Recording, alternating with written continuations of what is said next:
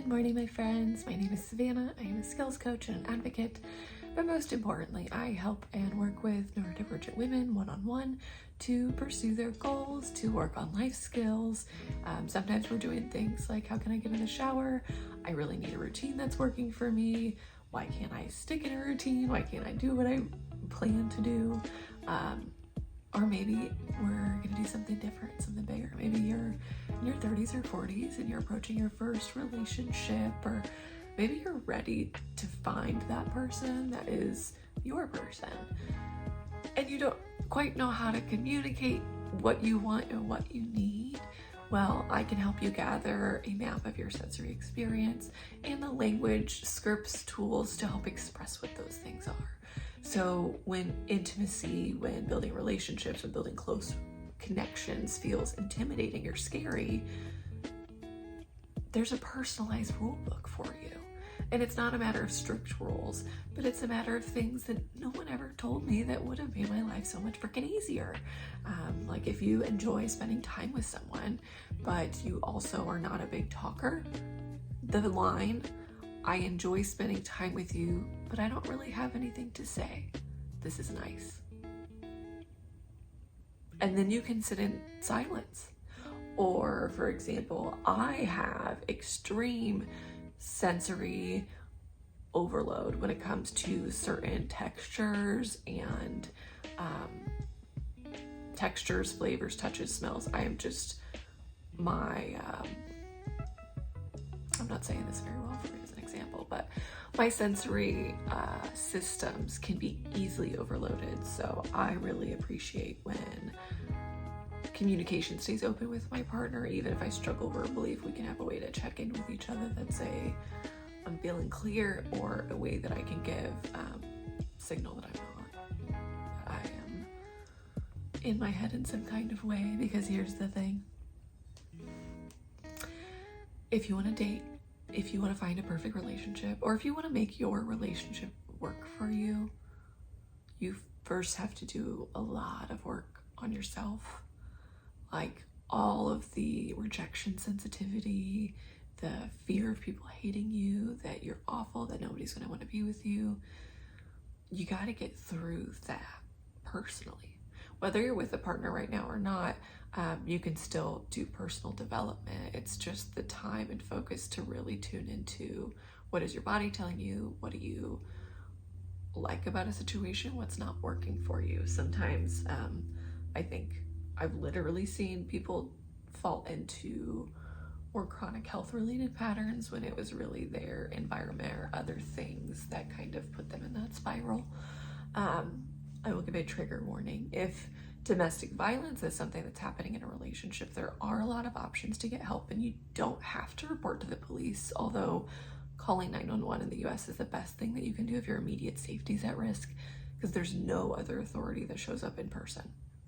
So call 911 if your safety is at risk. But if you're able to plan, tell everyone. If anything is happening to you, if anybody is causing you bruises, pain, suffering, if they're humiliating you, if they're making you constantly uncomfortable, you need to tell people about that. Tell your closest friend, a teacher, a caregiver. Keep bringing it up until somebody listens to you. And you can visit domesticshelters.org, I think. Maybe .com, I'll double check and link below. But Domestic Shelters, the website, offers you a referral source across the United States. So you can find shelters, or you could find pet related support. You could find lawyers, you could find childcare, you could find transitional housing, you could find counseling, you could find art therapy. You can find all of these things specific to anybody who's experienced domestic or family violence. So that is you. If you have experienced violence from family members, it's you. If you have experienced violence in relationships, it's you.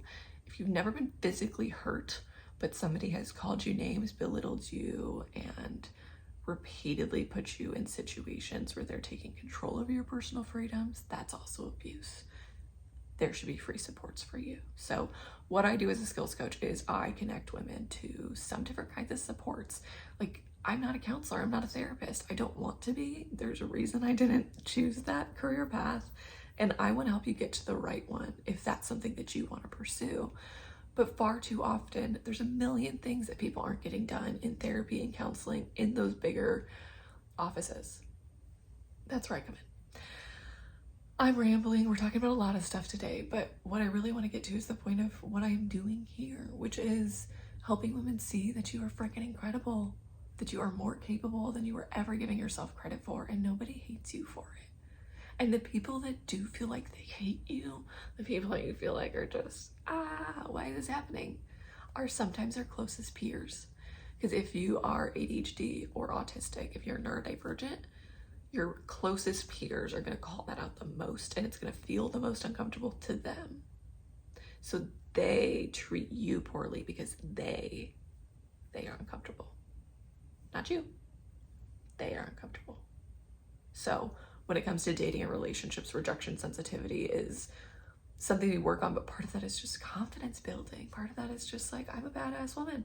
I love my life. I love my, passions. I love that I'm creative. I love that I'm intuitive and empathetic and caring.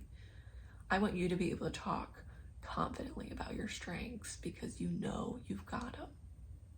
But if you're like me a year ago, I didn't know what my strengths were. I felt like I wasn't good at anything, and I honestly had to sit down and just write them out. And it took me days, and I slowly listed, like I filled a full page eventually, but it took me a really long time to look at my strengths because I didn't realize how shitty I was treating myself. Like, oh my gosh, why was I being so mean? Why are you being so mean to yourself? Why are you being so harsh with yourself? You deserve a little treat. You deserve good food every day. You deserve to drink water and take breaks and not feel so drained that you just collapse or doom scroll for hours and lose hours of time because of the overwhelm. So if you feel trapped, if you feel overwhelmed, if you feel like, maybe check me out. I am on savslifeskills.com, or you can email me info@savslifeskills.com to schedule. I will be looking at primarily filling evening spots going forward. I apologize for any people looking for mornings, but I believe those times are all filled. So we'll be looking at evening sessions or possibly weekends. Feel free to connect. I hope you have a wonderful day. Thank you so much. Bye.